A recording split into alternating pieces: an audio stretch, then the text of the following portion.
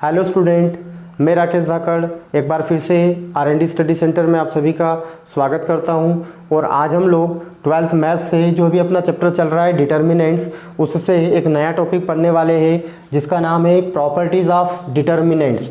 मतलब सारणिक के गुणधर्म क्या होते हैं वो हम लोग आज अच्छे से पढ़ेंगे। तो चलिए स्टार्ट करते हैं आज का लेक्चर और पढ़ते हैं कि प्रॉपर्टीज़ क्या क्या होती है डिटर्मिनेंट्स की। तो सबसे पहली प्रॉपर्टी आप लोगों के सामने मैंने लिखा है कि यदि किसी सारणिक के किसी एक पंक्ति मतलब रो बोला जाएगा या एक स्तंभ मतलब कॉलम के सभी अवयव अगर शून्य होते हैं तो उस सारणिक का मान शून्य होता है। अभी हम लोगों के सामने यहाँ बाउंडेशन नहीं होता है कि अगर किसी एक रो के एलिमेंट जीरो है या कॉलम के हैं, रो के भी हो सकते हैं कॉलम के भी हो सकते हैं। देखिए हम इसको एग्जाम्पल से आगे समझते हैं। मैं एग्जाम्पल ले रहा हूँ यहाँ पे। आगे देखिए मैंने दो एग्जाम्पल लिए आप लोगों के सामने। अगर फर्स्ट डिटर्मिनेंट को देखते हैं तो इसमें R1 के सारे एलिमेंट्स क्या है, जीरो है, तो इसकी वैल्यू भी क्या होगी, पूरे डिटर्मिनेंट्स की वैल्यू क्या आएगी, जीरो आएगी। अगर सेकेंड एग्जाम्पल की बात करते हैं तो इसमें मैंने C1 के सारे एलिमेंट्स क्या लिए हैं, जीरो लिए हैं, तो इस डिटर्मिनेंट की वैल्यू भी क्या आएगी, जीरो आएगी। एक चीज़ और क्लियर करना जरूरी है कि यहाँ पे ऐसा कंपलसरी नहीं है कि R1 ही जीरो होगा, R2 के सारे एलिमेंट्स जीरो होंगे तो भी इस मैट्रिक्स की वैल्यू क्या होगी, जीरो होगी। ऐसे कैसे, अगर R3 के सारे एलिमेंट्स जीरो होंगे तो उसकी डिटर्मिनेंट की वैल्यू भी क्या होगी, जीरो होगी। यहाँ भी अगर C1 के जीरो है सारे एलिमेंट तो भी जीरो होगी इसकी वैल्यू, लेकिन अगर C2 जीरो होता है सारे एलिमेंट्स तो भी क्या होगा, जीरो होगा। अगर C3 के सारे एलिमेंट जीरो होंगे तो भी इसकी वैल्यू क्या होगी, जीरो होगी। आगे देखिए एक क्वेश्चन लेते हुए अपन प्रूफ करेंगे कि अगर किसी डिटर्मिनेंट में अगर कोई रो के सारे एलिमेंट जीरो है तो भी उसकी वैल्यू जीरो आएगी, अगर किसी कॉलम के सारे एलिमेंट जीरो है तो भी उस डिटर्मिनेंट की वैल्यू क्या आएगी, जीरो आएगी। तो देखिए मैं यहाँ से एक क्वेश्चन ले रहा हूँ, मैंने क्वेश्चन लिया है, यहाँ हम प्रूफ करेंगे कि इसकी वैल्यू जीरो आएगी। अब यहाँ मैंने क्या करा है, R2 को जीरो लिया है, तो यहाँ पे ऐसा कंपलसरी नहीं है, मैंने अभी बताया था आप लोगों को। जैसे मैंने यहाँ पे एग्जांपल में आप लोगों को बता रखा है कि R1 जीरो है तो इस डिटर्मिनेंट की वैल्यू जीरो होगी, लेकिन मैंने यहाँ R2 लिया है। अगर ऐसे कैसे R3 के भी सारे एलिमेंट जीरो होंगे तो भी आंसर क्या आएगा, जीरो आएगा। अब देखिए इसका प्रसार करेंगे तो इसकी वैल्यू जीरो आती है कि नहीं आती है। प्रसार कहाँ से होगा, 1 से होगा। और किस तरीके से होगा, मैंने मेरे लास्ट लेक्चर में आप लोगों को अच्छे से बता रखा है। तो यहाँ से 1 से R1 से प्रसार कर रहे हैं इसका, है ना, रो R1 से हो रहा है। तो देखिए यहाँ पे 1 से होगा तो क्या करना है, फर्स्ट कॉलम और फर्स्ट रो को छुपाना है। देखिए आप लोग फर्स्ट रो और फर्स्ट कॉलम को छुपाना है तो दिखेगा आप लोगों को 0 3 0 4। फिर जब 3 का नंबर आता है, यहाँ इस 3 की बात करेंगे तो ये माइनस में आएगा, माइनस में आएगा। और देखिए यहाँ पे इसके लिए वैल्यू क्या आएगी, फिर से कॉलम सेकेंड को छुपाना है, रो फर्स्ट को छुपाना है, तो आप लोगों को ये 4 वैल्यू दिखेगी, 0 2 0 4। और लास्ट में 5 की बात करेंगे तो ये प्लस में आएगा। और इसके लिए देखें वैल्यू क्या आएगी, यहाँ पे C3 को छुपाना है और R1 को छुपाना है, तो आप लोगों को 0 2 और 0 3 दिखेगा। तो यहाँ पे नोट करना है 0 2 0 3। अब देखिए इसको आगे सॉल्व करेंगे। 1 ब्रैकेट में देखें, 0 का मल्टीप्लाई 4 से होगा तो 0, माइनस 3 का मल्टीप्लाई 0 से होगा तो भी क्या आएगा, 0 आएगा।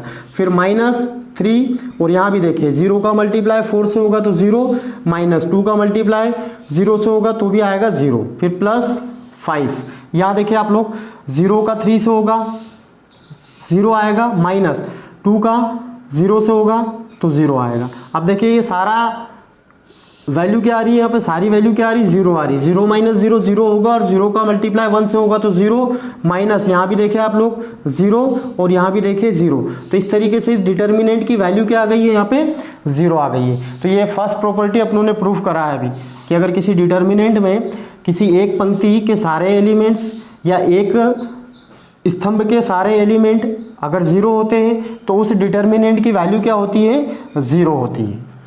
सेकेंड प्रॉपर्टी देखें, यदि किसी सारणिक में कोई दो पंक्ति या दो स्तंभ सर्वसम, जिसे इंग्लिश में बोला जाता है आइडेंटिकल हो, तो उस सारणिक का मान शून्य होता है। अभी हम लोगों को यहाँ पे सर्वसम का मतलब समझना है। सर्वसम का मतलब ये होता है कि उसमें दो पंक्ति के एलिमेंट एक जैसे हो या दो स्तंभ के एलिमेंट एक जैसे हो, तो वहाँ पे उस सारणिक का मान क्या होता है, शून्य होता है। इसको भी हम एग्जाम्पल से समझने वाले हैं। अभी हम लोग दो एग्जाम्पल से सेकेंड प्रॉपर्टी को अच्छे से समझने वाले हैं। तो देखिए मैंने यहाँ पे फर्स्ट डिटर्मिनेंट लिया है जिसमें आप लोगों को C1 और C3 ये दोनों क्या है, एक जैसे है। देखें आप लोग, इनके एलिमेंट्स क्या है, सारे इक्वल में है। ये A1 है तो ये भी A1 है, ये A2 है तो ये भी A2 है, और ये A3 है तो ये भी A3 है। तो इस डिटर्मिनेंट की वैल्यू क्या होगी यहाँ पे, 0 होगी। इस तरीके से सेकेंड एग्जाम्पल में देखें आप लोग, सेकेंड में मैंने क्या करा है, R1 और R3 को एक जैसा रखा है। यहाँ मैंने कॉलम को इक्वल में रखा है, उसके सारे एलिमेंट बराबर रखे हैं। यहाँ पे मैंने रो के एलिमेंट इक्वल रखे हैं, देखिए R1 और R3 के। तो इसकी वैल्यू भी क्या आएगी, यहाँ पे 0 आएगी। इस डिटर्मिनेंट की वैल्यू भी क्या आएगी, 0 आएगी। आगे देखिए, एक क्वेश्चन लेते हुए इस प्रॉपर्टी को हम लोग प्रूफ करेंगे।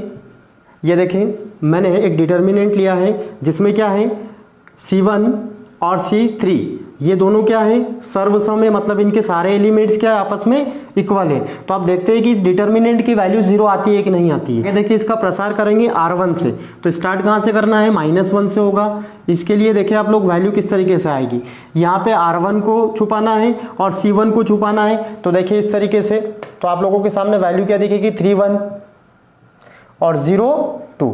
फिर -5 की बात करेंगे, 5 जब यहाँ की वैल्यू लेते हैं तो माइनस आता है। अगर ये आप लोगों को अच्छे से समझना है तो मेरे लास्ट लेक्चर में आप लोग अच्छे से क्लियर कर सकते हैं। वहाँ मैंने किस प्रकार से 3/3 के ऑर्डर में डिटर्मिनेंट का प्रसार किया जाता है, उसका एक्सपेंशन किया जाता है, अच्छे से समझा रखा है। तो पहले वो लेक्चर देखें आप लोगों को, तो थोड़ा ये समझ में आएगा। अभी देखिए आगे यहाँ इसकी वैल्यू क्या बनेगी, इसकी वैल्यू बनेगी, यहाँ पे C1 को छुपाना है और R1 को छुपाना है, तो 0 2 आएगा, और यहाँ से भी 0 2 आएगा। नेक्स्ट में देखें, -1 यहाँ पे प्लस से होता है ना, यहाँ प्लस से होता है, लेकिन माइनस है तो -1 ब्रैकेट में रखेंगे। और इसके लिए वैल्यू क्या रहेगी, यहाँ पे R1 को छुपाना है और C3 को छुपाना है, तो 0 2 आएगा, और यहाँ से 3 1 आएगा। ये इस तरीके से इसको सॉल्व करेंगे। आगे देखें, -1 यहाँ 3 का मल्टीप्लाई 2 से होगा तो 6 आएगा, -1 का 0 से होगा तो 0 आएगा। फिर -5 आप लोगों का रहेगा ब्रैकेट में। देखें, 0 का 2 से होगा 0 और 2 का 0 से होगा तो फिर क्या आएगा, 0 आएगा।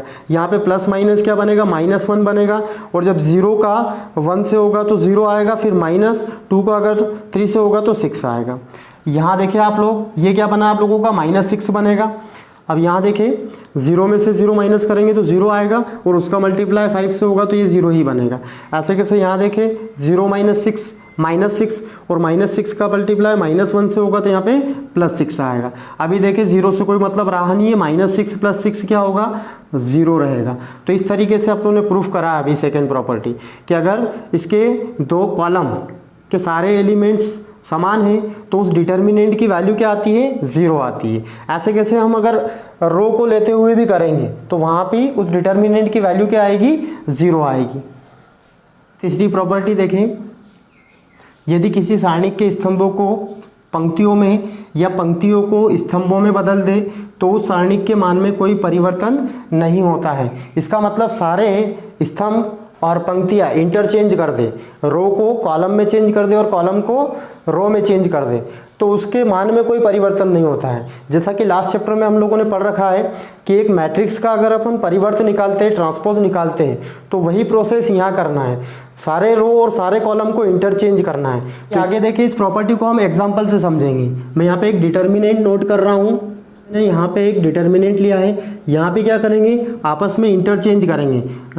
ये रूल्स क्या बोलता है कि स्तंभों को पंक्तियों में और पंक्तियों को स्तंभ में चेंज करना है, मतलब इंटरचेंज करना है। तो यहाँ पे जो डेल डैश मिलेगा आप लोगों को, वो देखें वो किस तरीके से मिलेगा। तो यहाँ पे आप लोगों को जो R1 है उसको C1 में चेंज करना है, तो ये आएगा A1 B1 C1, और जो R2 है वो यहाँ पे C2 में चेंज होगा, तो A2 B2 और C2 बनेगा। ऐसे कैसे, यहाँ पे जो R3 है वो बनेगा यहाँ पे C3 बनेगा। अभी इंटरचेंज करने के बाद इनकी वैल्यू में कोई परिवर्तन नहीं आएगा, तो जो डेल होगा वो डेल डैश के इक्वल आ जाएगा। तो ये इसकी थर्ड प्रॉपर्टी होती है। अब हम इसको एक क्वेश्चन को लेते हुए इस प्रॉपर्टी को प्रूफ करेंगे। तो देखिए, मैं यहाँ फिर से एक डिटर्मिनेंट नोट कर रहा हूँ। देखिए, इस डिटर्मिनेंट की पहले वैल्यू निकालेंगे, तो इसकी वैल्यू किस तरीके से निकलेगी वो देखें आप लोग। R1 से प्रसार करते हुए इसकी वैल्यू निकालेंगे, तो सबसे पहले 1 से स्टार्ट करेंगे, और 1 आप लोगों का आता है प्लस में, तो यहाँ वैल्यू क्या आएगी, देखें R1 को छुपाना है और C1 को छुपाना है इस तरीके से, तो वैल्यू दिखेगी 3 2 6 -2, 3 2 6 और -2। फिर ये 5 आएगा तो माइनस में आएगा, -5। और इसके लिए वैल्यू क्या आएगी वो देखें आप लोग, C2 को छुपाना है और R1 को छुपाना है, तो वैल्यू दिखेगी 0 2 6 -2। तो यहाँ पे नोट करना है 0 2 6 -2। ऐसे कैसे, अभी 1 से बात करेंगे तो 1 फिर से प्लस में आएगा। अभी ये प्लस माइनस का सीक्वेंस जो आप लोगों को समझ में नहीं आ रहा है तो आप मेरा लास्ट लेक्चर देखें, वहाँ पे मैंने 3/3 के ऑर्डर में एक डिटर्मिनेंट होता है तो उसका प्रसार किस तरीके से किया जाता है वो अच्छे से वहाँ पे क्लियर करवाया, जहाँ पे मैंने प्लस माइनस प्लस करके एक पूरा डिटर्मिनेंट बनाया था। तो पहले वो देखें आप लोगों को तो अच्छे से समझ में आएगा। अब देखिए 1 के लिए वैल्यू क्या आएगी, तो 1 के लिए आप लोग देखें R1 को छुपाना है और C3 को छुपाना है, तो वैल्यू देखिएगी 0 2 3 2। तो यहाँ पे नोट करना है 0 2 और 3 2। अब इसका मल्टीप्लाई करके वैल्यू निकालेंगे तो 1 आएगा। यहाँ देखिए 3 का -2 से होगा -6, फिर माइनस आएगा, 2 का अगर 6 से होगा तो 12 आएगा, फिर -5 नोट करना है। ब्रैकेट में देखिए 0 का पहले 2 से होगा तो 0, फिर -2 का अगर 6 से होगा तो 12 +1। यहाँ देखिए 0 का 2 से होगा 0, -2 का 3 से होगा 6। आगे देखें यहाँ पे 1 रहेगा, इनको प्लस करेंगे तो -18 आएगा, -5 रहेगा, यहाँ पे 0 में से -12 करेंगे तो -12 आएगा, +1 आएगा और 0 में से -6 करेंगे तो -6 आएगा। ये आप लोगों का बना -18, मल्टीप्लाई करने पर ये बना +60 और ये फिर से बना -6। पहले माइनस वाले को प्लस करेंगे तो माइनस में 24 आएगा और प्लस में 60 आएगा। यहाँ पे दोनों को माइनस करेंगे तो आंसर प्लस में आएगा और क्या आएगा देखिए 36। अब क्या करेंगे, ये जो डिटर्मिनेंट है इसको इंटरचेंज करेंगे, रो और कॉलम को इंटरचेंज करेंगे तो कैसे होगा देखें आप लोग। यहाँ पे डेल डैश निकालेंगे तो जो यहाँ पे R1 है उसको C1 में चेंज करना है, जो R2 है उसको C2 में चेंज करना है और जो R3 है उसको C3 में चेंज करना है। तो ये बनेगा 1 5 1 और R2 बनेगा यहाँ पे C2 में इस तरीके से, और जो R3 है वो यहाँ पे बनेगा C3। अब इसकी वैल्यू निकालेंगे, देखिए तो वैल्यू किस तरीके से निकलेगी, फिर से R1 से इसका प्रसार करेंगे तो 1 से स्टार्ट होगा। 1 के लिए वैल्यू क्या आएगी देखें आप लोग, C1 को छुपाना है, R1 को छुपाना है, तो वैल्यू मिलेगी 36 और 2 -2। फिर 0 से होगा तो माइनस में 0 आएगा और इसके लिए वैल्यू क्या आएगी देखें, यहाँ पे R1 को छुपाना है और C2 को छुपाना है, तो 5 1 आएगा, 2 -2 आएगा, तो यहाँ पे नोट करेंगे 5 1 2 -2। फिर प्लस में ये जब 2 का होगा नंबर तो प्लस में आएगा और इसके लिए वैल्यू क्या आएगी देखें, यहाँ पे C3 को छुपाना है, R1 को छुपाना है, तो वैल्यू देखिएगी 5 1 3 6। तो यहाँ पे नोट करना है 5 1 3 6। अब देखें इसको आगे कैसे सॉल्व करेंगे, 1 आएगा ब्रैकेट में, 3 का अगर -2 से होगा तो -6, फिर -6 का अगर 2 से होगा तो 12, माइनस ये पूरी वैल्यू 0 बनेगी कि जैसे ही 0 का मल्टीप्लाई होगा तो यहाँ पे वैल्यू क्या आ गई आप लोगों के लिए 0 आ गई।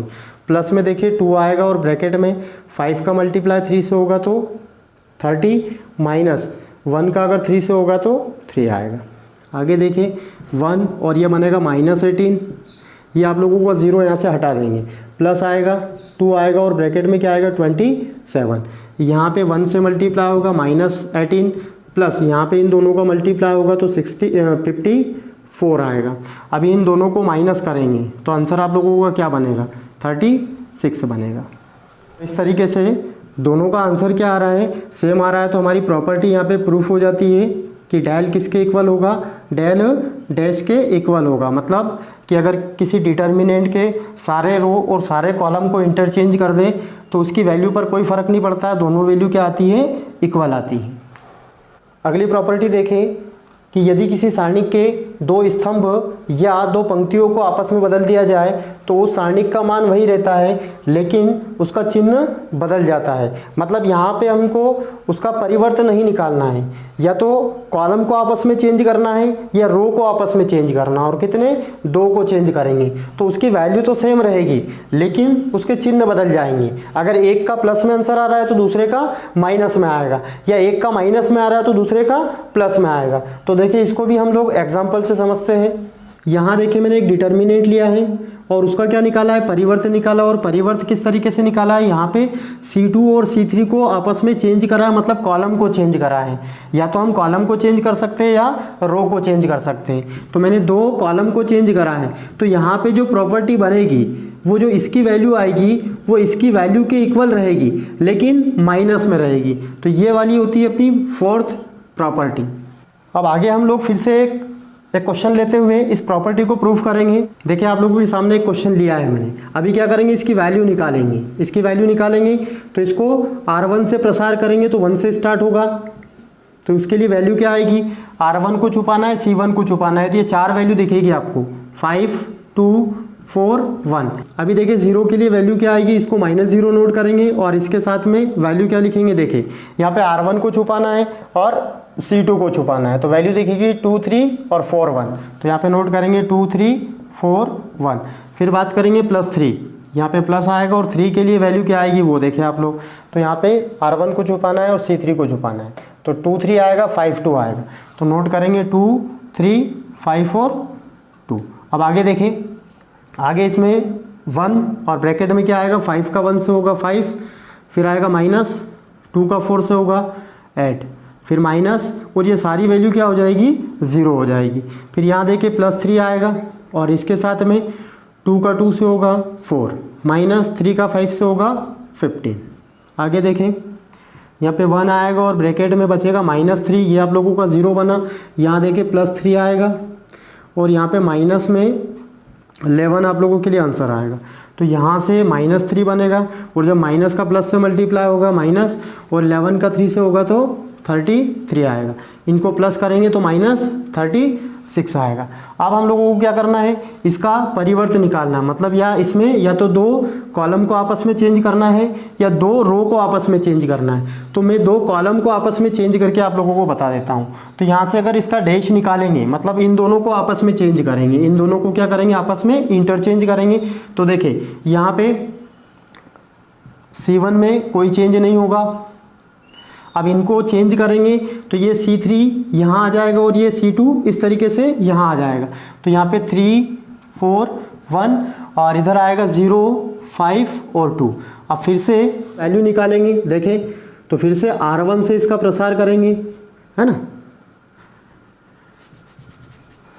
तो अभी आगे फिर से इसकी वैल्यू निकालेंगे। तो वो R1 से प्रसार करते हुए वैल्यू निकालेंगे। तो देखिए 1 से होगा, इसके लिए वैल्यू क्या आएगी, फिर से आप लोग देखें R1 को छुपाना है और C1 को छुपाना है। तो वैल्यू दिखेगी 4 1 5 2। फिर 3 की बात करेंगे तो ये माइनस में आएगा और इसके लिए वैल्यू क्या आएगी, देखिए आप लोग, इसके लिए R1 को छुपाना है और C2 को छुपाना है। तो 2 3 आएगा, 5 2 आएगा। तो यहाँ पे नोट करेंगे 2 3 5 और 2। ऐसे कैसे 0 से होगा, तो यहाँ पे 0 और प्लस में रहेगा। और देखिए इसके लिए वैल्यू क्या आएगी, तो R1 से और 3 1 से छुपाएंगे तो देखें 2 3 4 1 आएगा। तो नोट करेंगे 2 3 4 1। अब देखिए यहाँ 1 आएगा, ब्रैकेट में देखिए 4 का 2 से होगा 8, -1 का 5 से होगा 5, फिर -3 आएगा और ब्रैकेट में देखिए 2 का 2 से होगा 4 आएगा, -3 का 5 से होगा 15। और ये पूरी वैल्यू क्या हो जाएगी, इस 0 की वजह से 0 हो जाएगी। आगे देखें इन दोनों में क्या होगा, 1 ब्रैकेट में +3 आएगा, -3 चल रहा है। यहाँ पे आप लोगों को माइनस करेंगे तो -11 आएगा। अब देखिए यहाँ पे +3 और माइनस का मल्टीप्लाई होगा तो प्लस आएगा और क्या बनेगा, 33 बनेगा। अगर इनको प्लस करेंगे तो 36 आएगा। अब देखिए यहाँ पे आंसर माइनस में आ रहा था, लेकिन जैसे हम लोगों ने क्या करा, 2 कॉलम को इंटरचेंज करके उसकी वैल्यू निकाली तो उसका आंसर क्या आ गया, पॉजिटिव आ गया। तो इसका मतलब यहाँ पे ये प्रूफ हुआ है कि जो डैश निकला है वो माइनस डेल के इक्वल है। तो चेंज करने के बाद ये प्रॉपर्टी बन सकती है, या फिर अपन इसको ऐसे भी नोट कर सकते हैं।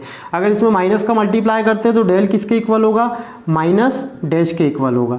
तो ये इस तरीके से चौथी वाली प्रॉपर्टी अपनों ने अच्छे से क्वेश्चन से क्लियर करी है कि किस तरीके से किसी डिटर्मिनेंट के रो या तो 2 रो या 2 कॉलम को आपस में इंटरचेंज करते हैं तो वहाँ पे उनकी वैल्यू पे कोई फ़र्क नहीं पड़ता है। लेकिन साइन क्या होता है, एक प्लस में आंसर आता है तो एक माइनस में आता है। जैसा कि हमने प्रूफ करा है, यहाँ पे आंसर -36 था, लेकिन यहाँ पे जैसे उसको चेंज करके देखा तो उसका आंसर क्या आया, 36 प्लस में आया। प्रॉपर्टी देखें, यदि किसी सारणी के एक पंक्ति या एक स्तंभ के सभी अवयवों से एक अचर राशि k का गुणा कर दिया जाए तो उस सारणिक के मान में भी उस अचर राशि यानी कि k का गुणा हो जाता है। हम इस प्रॉपर्टी को अभी एग्जाम्पल से अच्छे से समझते हैं। तो देखिए मैं यहाँ पे एक डिटर्मिनेंट नोट कर रहा हूँ।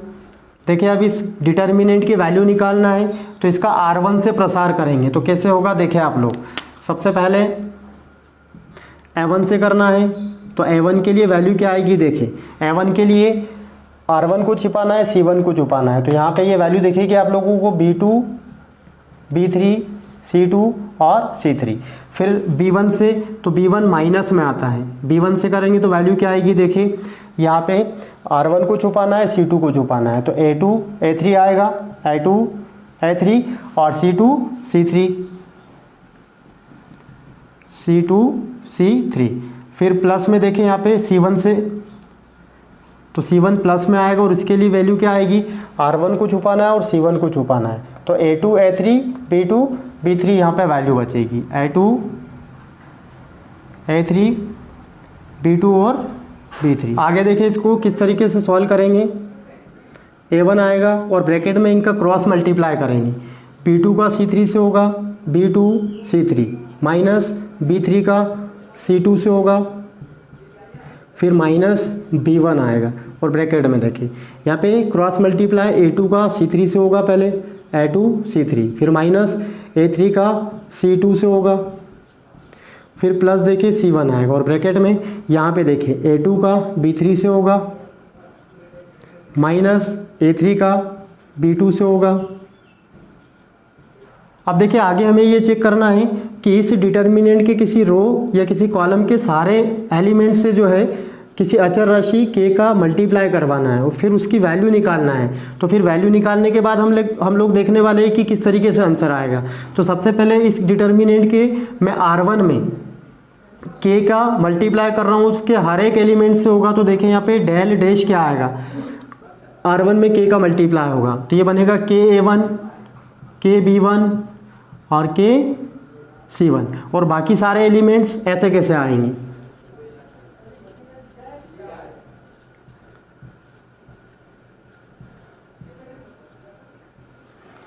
अब देखें इसकी वैल्यू निकालेंगे तो इसकी वैल्यू फिर से R1 से प्रसार करेंगे। तो KA1 से शुरुआत होगा जो कि प्लस में आएगा और इसके साथ में वैल्यू क्या आएगी, देखें R1 को छुपाना है और फिर से C1 को छुपाना है। तो वैल्यू आप लोगों को दिखेगी P2 P3 और यहाँ पे C2 और C3।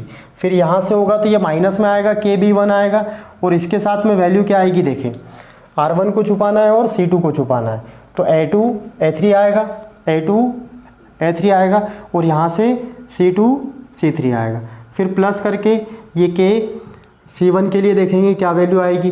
तो देखें यहाँ से R1 को छुपाना है और C3 को छुपाना है। तो ये चार वैल्यू दिखेगी आप लोगों को, A2 A3 B2 और B3।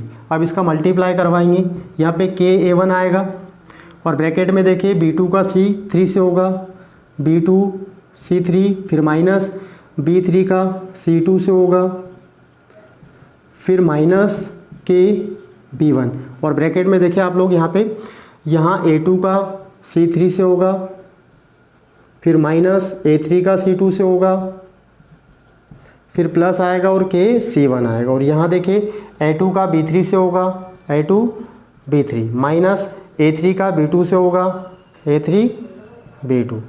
अब देखिए यहाँ से पूरे स्टेप से k कॉमन निकल रहा है, यहाँ से भी k कॉमन है, यहाँ से भी k कॉमन है और यहाँ से भी। तो जैसे ही k कॉमन निकालेंगे तो हम लोगों के सामने क्या बचेगा, A1 ब्रैकेट में B2 C3 minus B3 C2, फिर माइनस यहाँ पे आप लोगों का B1 बचेगा और ब्रैकेट में A2 C3 minus A3 C2, फिर प्लस यहाँ पे C1 बचेगा और ब्रैकेट में A2 B3 minus A3 B2। अब देखिए आगे ये वाला पूरा ब्रैकेट अगर अपन देखते हैं बड़ा वाला, तो ये वाला ब्रैकेट किसको रिप्रेजेंट कर रहा है, यहाँ पे जो वैल्यू दिख रही है आप लोगों की डेल की जो वैल्यू आई है, मतलब पहले डिटर्मिनेंट की जो वैल्यू आई है उसके इक्वल आई है। तो नेक्स्ट स्टेप में क्या बना देंगे, यहाँ पे k तो रहेगा लेकिन इस पूरी वैल्यू के स्थान पे हम क्या नोट कर देंगे, यहाँ से डेल नोट कर देंगे। तो इस तरीके से हम लोगों का प्रूफ हो चुका है कि हमने जो डेल डैश जो बनाया वो किसके इक्वल आया, के डेल के इक्वल आया। मतलब यहाँ पे किसी डिटर्मिनेंट के किसी एक रो में अचर राशि के का मल्टीप्लाई करवाने के बाद उसकी वैल्यू निकाली, तो उस के का मल्टीप्लाई उस डिटर्मिनेंट से भी होता है, जो यहाँ पे प्रूफ हो चुका है। आज की क्लास में हम लोगों ने डिटर्मिनेंट्स की कौन कौन सी प्रॉपर्टी होती है और उनमें खासकर जो 5 इंपॉर्टेंट प्रॉपर्टीज़ होती है उनको अच्छे से समझा, उनको एग्जाम्पल से समझा। और ये प्रॉपर्टी जो मैंने आज समझाई है आप लोगों को, ये आपके क्वेश्चन में भी यूज़ होना है, तो आप लोग इन 5 प्रॉपर्टी को अच्छे से समझें और प्रैक्टिस करें। Thank you.